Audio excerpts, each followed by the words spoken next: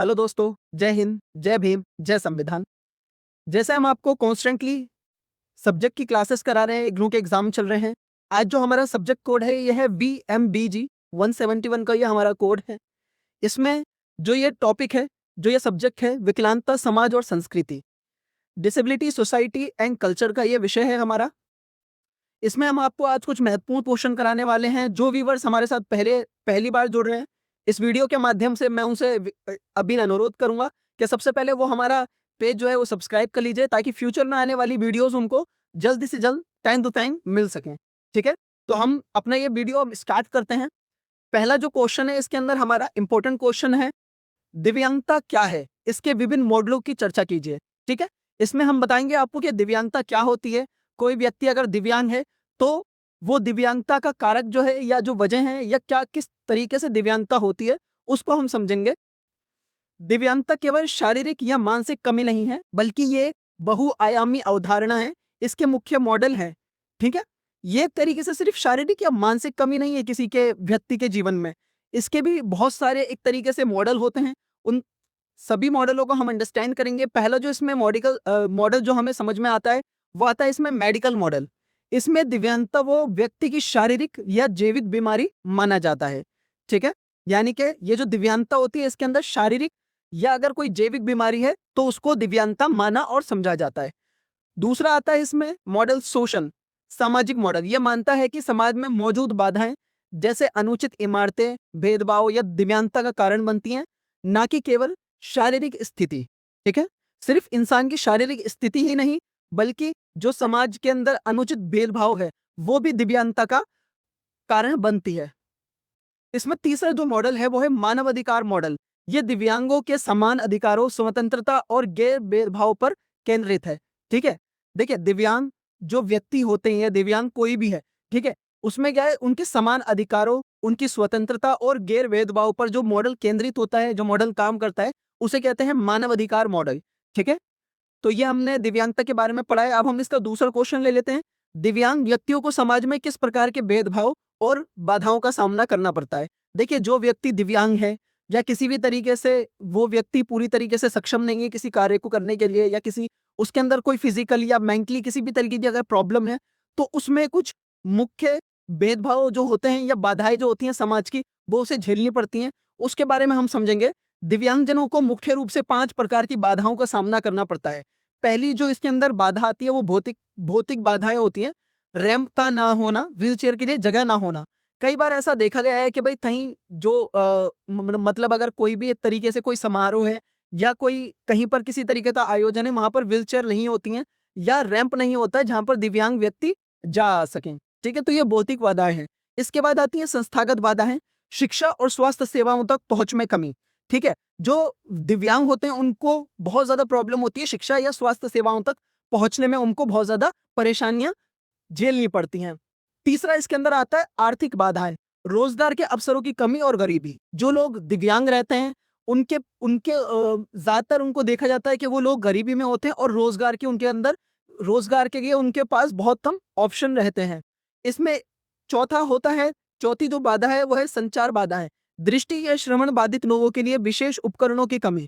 जो लोग नेत्रहीन होते हैं या जिनके आंखों में कोई प्रॉब्लम होती है, दिव्यांग होते हैं, उनके भी, और जो श्रवण यानी कि सुनने में थोड़ी बहुत प्रॉब्लम होती है, उनके लिए विशेष उपकरणों की काफी तौर से देखा गया है कि कमी होती है।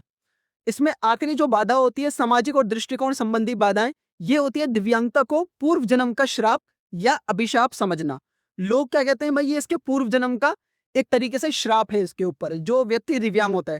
पर हमें इस तरह की सोच नहीं रखनी चाहिए, ये समाज को बहुत ज्यादा हाशिए पर धकेलती है। अब इसका एक और हम इंपॉर्टेंट क्वेश्चन देख लेते हैं। दिव्यांगता अधिनियम, rights of person with disability act, RPWD act 2016 क्या है। ये एक तरीके का एक्ट है। ठीक है, दिव्यांगता अधिनियम, इसको हम पढ़ेंगे। RPWD एक्ट 2016 भारत में दिव्यांगजनों के अधिकारों की रक्षा के लिए एक महत्वपूर्ण कानूनी तंत्र है। इसमें क्या है, इसके तहत दिव्यांगता के प्रकारों को 7 से बढ़ाकर 21 कर दिया गया। यानी कि जो दिव्यांगता के प्रकार होते हैं, जैसे फॉर एग्जांपल किसी के साथ पोलियो की प्रॉब्लम है, ठीक है भाई, या किसी के साथ मतलब सुनने में प्रॉब्लम है या देखने में इशू है। ठीक है, जिस भी तरीके की जो प्रॉब्लम होती है, जितनी भी दिव्यांगता के प्रकार है उसको 7 से बढ़ा करके अब 21 कर दिया गया है इस कानूनी एक्ट के अंदर। सरकारी नौकरियों में दिव्यांगों के लिए आरक्षण को 3 से बढ़ाकर 4% कर दिया गया है, यानी कि इनके लिए एक तरीके से आरक्षण भी है जो 3 से बढ़ाकर के 4% कर दिया गया इस स्पेशल एक्ट के अंदर।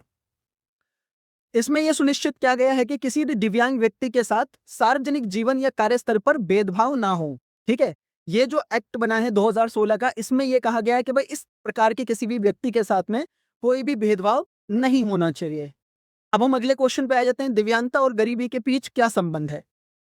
दिव्यांगता और गरीबी एक दूसरे के पूरक हैं, चक्रव्यूह की तरह। गरीबी के कारण कुपोषण, चिकित्सा का अभाव और दुर्घटनाएं होती हैं जो दिव्यांगता का कारण बन सकती हैं। दूसरी ओर दिव्यांग होने के कारण व्यक्ति को शिक्षा और रोजगार के कम अवसर मिलते हैं जिसमें वह गरीबी चक्र में फंस जाता है। देखिए, अब अगर कहीं कोई गरीबी है किसी भी क्षेत्र के अंदर, वहां पर लोग रह रहे और अगर उनको कहीं पर भी आने जाने के लिए किसी भी चीज को मतलब हासिल करने के लिए बहुत ज्यादा स्ट्रगल करना पड़ रहा है, बहुत ज्यादा प्रॉब्लम फेस करनी पड़ रही है, तो उससे क्या होता है, कई बार देखिए जैसे कहीं पर अगर कोई नवजात शिशु पैदा हुआ, अब उसको टीके लगने हैं, वो टीके लगाने के लिए भी हॉस्पिटल तक नहीं जा पाते हैं लोग, वहां पर हॉस्पिटल्स का अभाव है। तो उससे क्या होता है, एक तरीके का दिव्यांग जो व्यक्ति है, एक उसको एक तो दिव्यांगता भी झेलनी पड़ सकती है एक नेचर में, और ऊपर से जो गरीबी है वो उसके साथ जुड़ जाती है, यानी कि गरीबी के कारण कई बार ऐसा होता है कि इंसान दिव्यांग भी हो जाता है।